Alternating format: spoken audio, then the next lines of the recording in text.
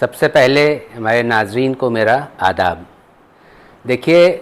اودھ کی شروعات جو ہے وہ ایک طرح سے 1722 میں ہوئی۔ اصل میں جو مغل کنگ تھے، جو مغل بادشاہ تھے، انہوں نے ہندوستان کو 12 صوبوں میں تقسیم کر رکھا تھا، اور اودھ جو تھا وہ بھی اس کا ایک صوبہ تھا، اور یہاں کے اوپر انہوں نے شیخزادوں کو بھیج رکھا تھا، اور شیخزادے جو تھے وہ اس ریجن میں رول کر رہے تھے۔ لیکن کچھ عرصے کے بعد وہ خود مختار ہو گئے، آٹوکریٹک ہو گئے، اور وہ مغل کنگ کو ریونیو بھیجنا انہوں نے بند کر دیا۔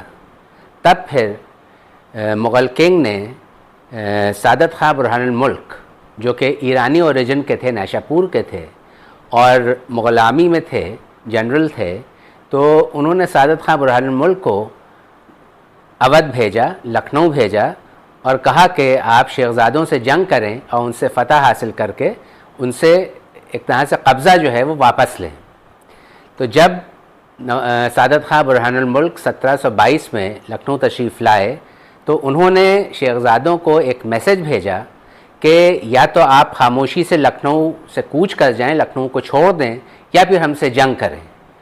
تو ان لوگوں کو سعادت خاں برہان الملک کی قوت کا اندازہ تھا، اور یہ معلوم تھا کہ ان کی اپنی ویپنریز جو ہیں وہ بھی ان سے زیادہ بہتر ہیں اور اچھی ہیں اور زیادہ تعداد میں ہیں۔ تو انہوں نے یہاں سے کوچ کرنا مناسب سمجھا، یہاں سے وہ لکھنؤ سے وہ چلے گئے، اور اس کے بعد لکھنؤ کے پہلے نواب وزیر جو تھے وہ نواب سعادت خاں برہان الملک کو مغل بادشاہ نے بنایا۔ نواب کا لٹرل میننگ جو ہوتا ہے وہ ایک ہوتا ہے جیسے Nobel person. Nawab means a noble person. تو جیسے راجہ ہوتے ہیں، مہاراجہ ہوتے ہیں، بادشاہ ہوتے ہیں، کنگ ہوتے ہیں، کوئین ہوتی ہیں، پرنس ہوتے ہیں، پرنسز ہوتی ہیں، اسی طرح سے نواب جو ہے وہ بھی ایک ٹائٹل ہے جو کہ مغل بادشاہوں نے ان لوگوں کو دیا تھا، اور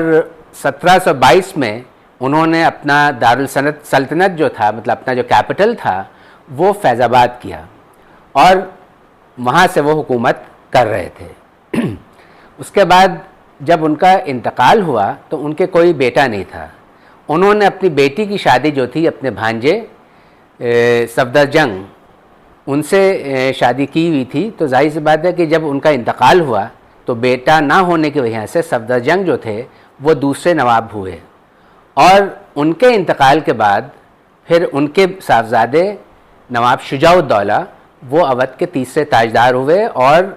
ان لوگوں کی جو کیپٹل تھا یا ان لوگوں کی جو دارالسلطنت تھی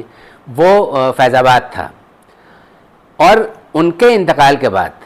جب نواب شجاع الدولہ کا انتقال ہوا تو ان کے صاحبزادے نواب آصف الدولہ جو اودھ کے چوتھے تاجدار تھے، چوتھے نواب تھے، تو انہوں نے اپنے کیپٹل یا اپنے دارالسلطنت کو فیض آباد سے لکھنؤ